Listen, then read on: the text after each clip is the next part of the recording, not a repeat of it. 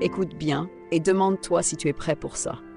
Et si le secret le plus puissant du désir féminin n'était pas la douceur, mais la maîtrise d'une force que tu caches toi-même dans l'ombre. Imagine une porte au fond de toi, une porte que tu n'ouvres jamais. Derrière, ça respire, ça gronde, ça t'attend. Tu veux savoir ce qu'il y a là-dedans? On t'a appris à sourire, à être correct, à ne jamais déranger. Mais cette politesse parfaite ne couvre qu'un silence, le tien. Et si ce silence te coûtait ta puissance? Regarde la vérité en face. Tu n'es pas seulement gentil, tu es aussi ce torrent que tu refuses d'écouter, cette énergie brute qui demande une direction. Tu la sens remuer là, tout de suite? Ce n'est pas un appel à la violence. Ce n'est pas une ode au chaos. C'est exactement l'inverse. C'est un contrat avec ta propre force. La plupart des hommes enferment leur intensité sous des couches de sagesse de façade. Ils disent « je suis calme, je contrôle ». En réalité, ils fuient. Combien de temps encore vas-tu fuir? Car ce que tu refuses ne disparaît pas. Ça se cache, ça se renforce, et le jour où ça sort, ça te possède. Tu veux être possédé ou maître de toi? Le désir n'obéit pas aux bonnes manières. Il reconnaît la présence, la densité, l'axe intérieur. As-tu déjà croisé quelqu'un qui impose le respect sans élever la voix? Voilà la clé. Ce magnétisme ne vient pas d'un sourire parfait, mais d'une force tenue en laisse, dressée, disciplinée. Tu peux apprendre à tenir la laisse. On a caricaturé cette force en monstre, on l'a confondue avec la cruauté, la manipulation, l'abus, mauvaise cible. Le vrai danger, c'est l'homme qui n'a aucun gouvernail. Un homme qui blesse n'est pas puissant, il est débordé par son propre chaos. Tu refuses de lui ressembler? Alors continue.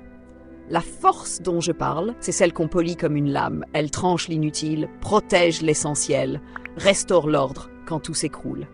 Et si c'était ça, l'attraction que tu ne t'autorises pas? Parce que oui, le respect compte. Oui, la sécurité compte.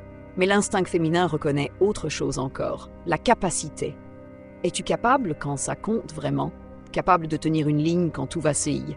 Capable de dire non sans hurler? Capable de poser une frontière et de la garder sans trembler? Qui es-tu quand la tempête commence? Visualise 3 scènes. Dans la première, la pièce s'embrase de panique. Un accident, une mauvaise nouvelle, un imprévu brutal. Tout le monde parle. Toi, tu te tais. Tu regardes, tu choisis, tu tranches. Qui d'autre pourrait le faire à ta place? Ce calme n'est pas froid, il est précis.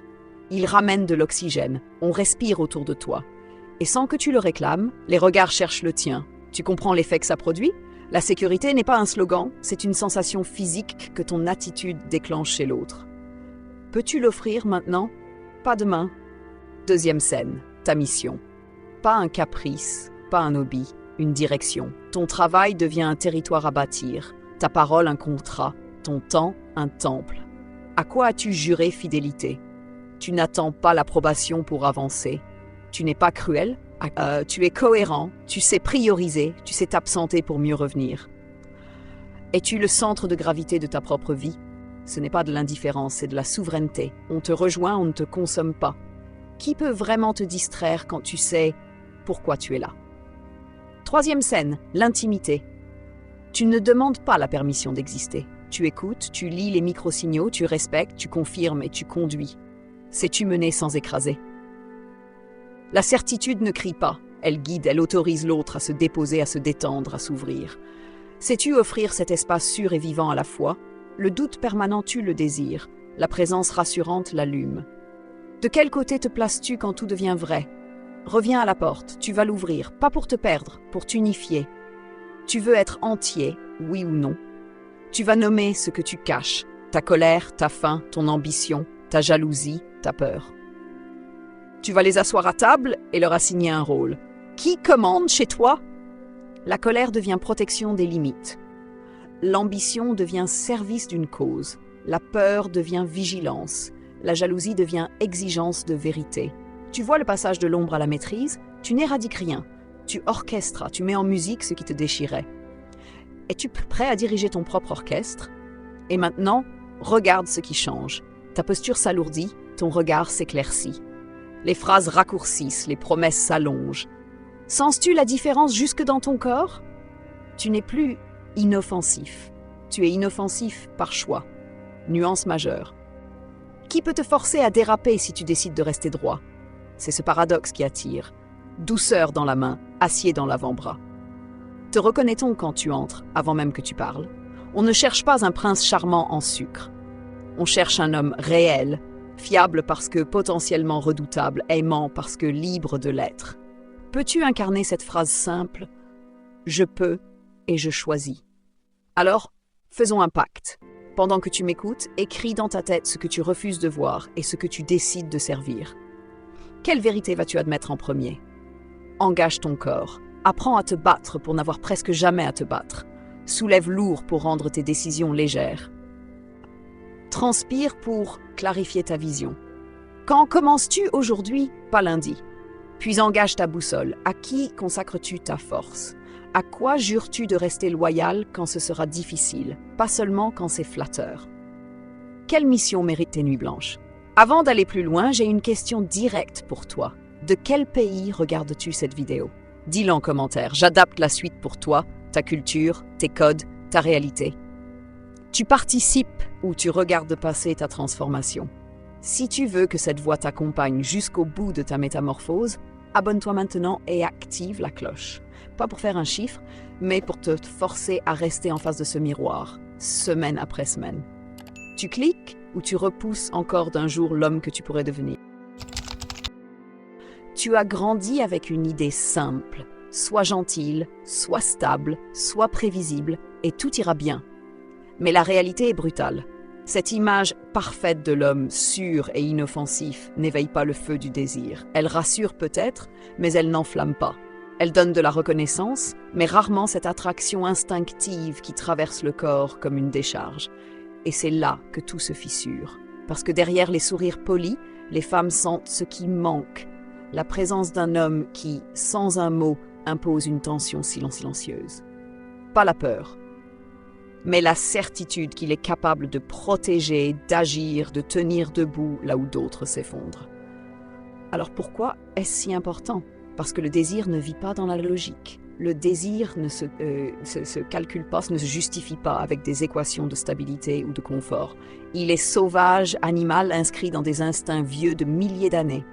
La société peut édicter toutes les règles qu'elle veut, ces instincts ne disparaissent pas, ils survivent. Et les femmes y répondent toujours. C'est pour cela qu'un homme trop sage, trop accommodant, devient presque invisible aux yeux de l'instinct féminin. Respecté, oui, mais désiré, rarement. Ce n'est pas une injustice, c'est une vérité biologique et psychologique. Une femme sait qu'un homme totalement inoffensif ne peut pas la protéger du chaos du monde. Elle sait qu'un homme sans force intérieure ne pourra pas la défier ni réveiller ses propres profondeurs. Ce qu'elle cherche en secret, ce qu'elle ne dit pas toujours, c'est un homme complet. Et un homme complet ne rejette pas sa part sombre. Il la confronte, il la discipline, il la met au service d'un but plus grand. Lumière et ombre, douceur et force, ange et loup. Voilà le paradoxe qui attire. Pense un instant, le mouton rassure, mais il ne fait rêver personne. Le loup impose la crainte, mais pas la confiance. Le seul qui captive vraiment, c'est celui qui a su unir les deux. Celui qui, parce qu'il a dompté sa propre puissance, devient à la fois apaisant et redoutable. Celui dont la présence fait naître une sécurité différente. Pas la sécurité molle de l'inoffensif, mais la sécurité intense de l'homme capable qui choisit d'être bienveillant parce qu'il a la force d'être dangereux. Voilà l'homme qu'on n'oublie jamais. Alors demande-toi, qu'as-tu fait de ton propre abîme? Tu peux le nier, sourire, faire semblant qu'il n'existe pas. Mais il te gouverne déjà en silence. Ou bien tu peux l'affronter, y plonger et en ressortir maître de toi. Parce que ce qui se cache au fond, ce n'est pas seulement ta rage ou tes désirs inavoués. C'est aussi la clé du magnétisme que tu cherches à comprendre. Un magnétisme que les mots seuls n'expliquent pas, mais que chaque femme ressent dans son corps. Et si tu as déjà ressenti cette frustration d'être l'homme bien, mais jamais l'homme désiré, c'est ici que tu trouveras la réponse. Car ce n'est pas ta gentillesse qu'il faut renier, c'est ta complétude qu'il faut construire. Être doux n'a de sens que si tu as la force d'être dur. Être protecteur n'a de valeur que si tu as déjà exploré ton propre chaos. L'homme qui attire n'est pas celui qui cache son monstre, mais celui qui le guide. Reste attentif, car dans ce qui arrive ensuite, tu vas découvrir pourquoi ce fameux monstre dont nous parlons n'est pas un ennemi, mais un allié. Le mot monstre effraie. Il évoque aussitôt la cruauté, la violence, les abus, mais c'est une erreur. Le véritable monstre dont nous parlons n'est pas une bête qui dévore, ni un tyran qui écrase. Non. Le vrai monstre est celui qui a traversé sa propre obscurité et en est ressorti maître. Il n'est pas possédé par ses pulsions, il les gouverne. Il n'est pas l'esclave de ses instincts, il en a fait des armes. Et c'est précisément cette maîtrise qui le rend irrésistible. Car une femme ne cherche pas la brutalité, elle cherche la capacité. Pas l'agresseur, mais le protecteur. Pas la peur, mais l'assurance qu'à ses côtés, rien ne pourra l'atteindre. Voilà le paradoxe. Ce qui attire n'est pas la menace, mais la puissance disciplinée. Regarde bien. Ce monstre noble prend 3 formes, 3 visages qu'il porte dans sa vie comme dans son amour. 3 archétypes qui, ensemble, font de lui un homme complet. Le premier visage, c'est le protecteur. Ce n'est pas celui qui crie plus fort que les autres ou qui frappe pour prouver sa force, non. C'est celui dont la seule présence coupe court aux abus. Il n'a pas besoin de violence, car sa posture suffit. Dans un conflit, il ne s'agite pas, il se redresse, ses yeux parlent plus fort que ses poings. Et quand tout s'écroule, une crise familiale, une perte, une urgence, il ne tremble pas. Il devient cette colonne d'acier autour de laquelle tout le monde s'accroche. C'est cela qui permet à une femme de se reposer, de baisser les armes, de respirer enfin, parce qu'elle sait, si le danger arrive, il ne fuira pas, il fera front. Mais la protection seule ne suffit pas, car un homme sans mission devient vite vide. Voilà pourquoi le second visage du monstre noble est celui du roi. Le roi n'est pas celui qui domine par caprice, c'est celui qui vit pour une cause plus grande que lui-même. Il a un territoire intérieur, une vision, un but. Son énergie ne tourne pas autour d'une femme, ni même de ses propres désirs immédiats. Elle sert une direction, une construction, un projet. Cela peut être son travail, son art, sa famille ou une quête spirituelle. Peu importe, ce qui compte, c'est que son regard ne se disperse pas. Le roi attire non parce qu'il flatte, mais parce qu'il avance, parce qu'il ne se perd jamais dans les petits jeux. Et une femme, même si elle se plaint parfois de passer après cette mission, respecte au fond cette fidélité à une cause. Car un roi qui sacrifie sa couronne pour plaire n'est plus un roi, il devient un esclave. Enfin, le troisième visage, le amant. Celui qui, derrière la force et la souveraineté, assume pleinement son désir. Pas le désir maladroit du gentil garçon qui hésite, demande, doute sans cesse. Pas non plus la brutalité du prédateur incontrôlé. L'amant noble est sûr de lui, mais attentif. Il ne cherche pas à prendre, il invite à s'abandonner. Sa certitude libère la femme de ses propres résistances. Parce qu'il conduit avec respect, elle peut se laisser aller sans peur. Son intensité ne blesse pas, elle révèle. Son désir ne détruit pas, il élève. Et ce mélange rare, c'est ce que les femmes n'oublient jamais. Ces 3 visages, protecteur, roi, amant, ne sont pas des rôles séparés. Ce sont les pièces d'un puzzle qui, une fois réunies, donnent naissance à l'homme complet. Un homme qui n'a pas tué son monstre, mais qui l'a apprivoisé. Qui ne vit pas dans l'ombre de ses pulsions, mais qui les a mises au service d'une vérité plus grande. Et c'est cela, le noble monstre. Pas un ennemi, mais un héros. Pas une menace, mais un pilier. Alors demande-toi, lequel de ces visages est le plus absent en toi aujourd'hui? Le protecteur qui rassure, le roi qui avance ou l'amant qui embrase? Parce que si tu ignores l'un d'eux, tu restes incomplet. Et tant que tu es incomplet, tu passes à côté de la puissance que tu pourrais incarner. Et la suite est encore plus essentielle.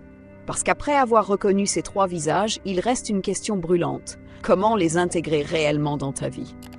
Comment cesser d'être soit le mouton docile, soit le loup incontrôlé, pour devenir ce 3e type d'homme, celui qui fascine, celui qui attire, celui qui marque une vie entière.